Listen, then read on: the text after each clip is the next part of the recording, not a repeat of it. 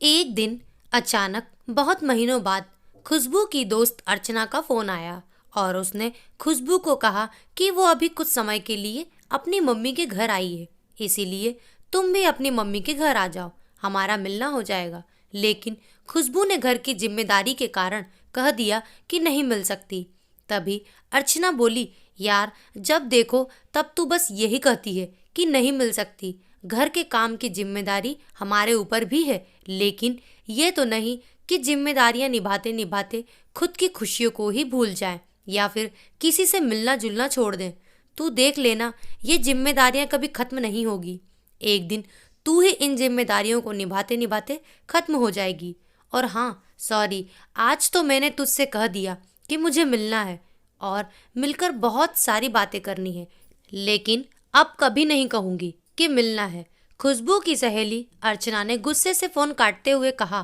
Phone cut होने के बाद खुशबू सोचने लगी, अगर सास से इस बारे में बात की तो वो यही ताना मारेंगी कि जब देखो तब मायके जाकर बैठ जाती है।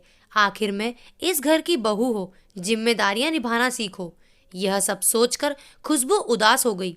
खुशबू के उदास मुंह को देखकर सास उमा जी ने कहा, क्या हुआ बहू, किसका फोन था, क्या कह रहा था?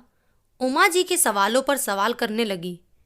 तभी खुशबू बोली, माँ जी, यह फोन मेरे बचपन की दोस्त का था।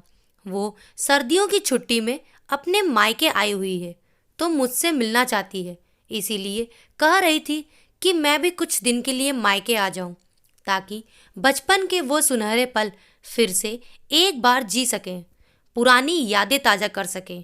और काफ़ी साल हो गए हैं एक दूसरे को देखे हुए, तो बहुत सारी बातें सुननी और सुनानी है। लेकिन मैंने उससे मना कर दिया कि मैं नहीं आ सकती, इसीलिए वो गुस्सा हो गई और फ़ोन कट कर दिया। खुशबू ने उदास मन से कहा, उमा जी, सास ने कहा तूने मिलने से मना क्यों किया? ओह, मतलब फ़ोन पर कहा होगा कि मेरी सास मुझे आने नहीं देगी। घर की सारी जिम्मेदारी मेरे ही कंधों पर है। अगर सास से कहूँगी कि मुझे मायके जाना है तो मुझ पर गुस्सा करेगी। मतलब सास से बिना पूछे ही अपनी सहेली को जवाब दे दिया। देख बहू, तेरी सहेली बिल्कुल सही कह रही थी कि जिम्मेदारियां कभी खत्म नहीं होती है, बल्कि समय के साथ एक नई जिम्मेदारी बढ़ती जाती है।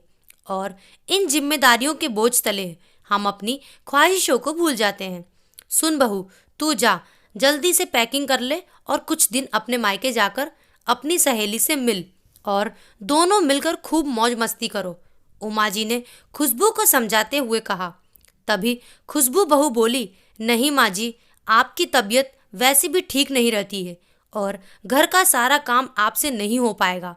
वैसे ही सर्दी है और सर्दी में आपको अस्थमा से ज़्यादा दिक्कत होती है। मैं आपको अकेले छोड़कर नहीं जा सकती।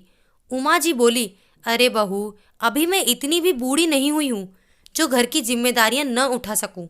मैंने बोला ना, सब संभाल लूंगी। जा तू कुछ दिन अपने लिए जी ले। तू मेरी और मेरे बेटे की बिल्कुल चिंता मत कर। मैं जयदेव को अच्छे से समझा दूंगी। बस तू अपने मायके जाने की तैयारी कर, उमा जी ने खुश होते हुए कहा। खुशबू अपनी सास के गले लग गई और कहने लगी कि माँ, मुझे माफ़ कर दो। मैं सोच रही थी कि अगर मैंने आपसे कहा कि मुझे मायके जाना है तो कहीं आप मुझे ताना न मारो या फिर घर की जिम्मेदारियां समझाने लगोगी। इसी डर की वजह से मैं आपसे कह नहीं पा रही थी। लेकिन मुझे नहीं पता कि मेरी सासू माँ नए विचारों की है, नई सोच की है, जैसा कि आजकल सभी को होना चाहिए। धन्यवाद माँ जी, मुझे कुछ दिन के लिए अपनी जिम्मेदारियों से आज़ाद करने के लिए।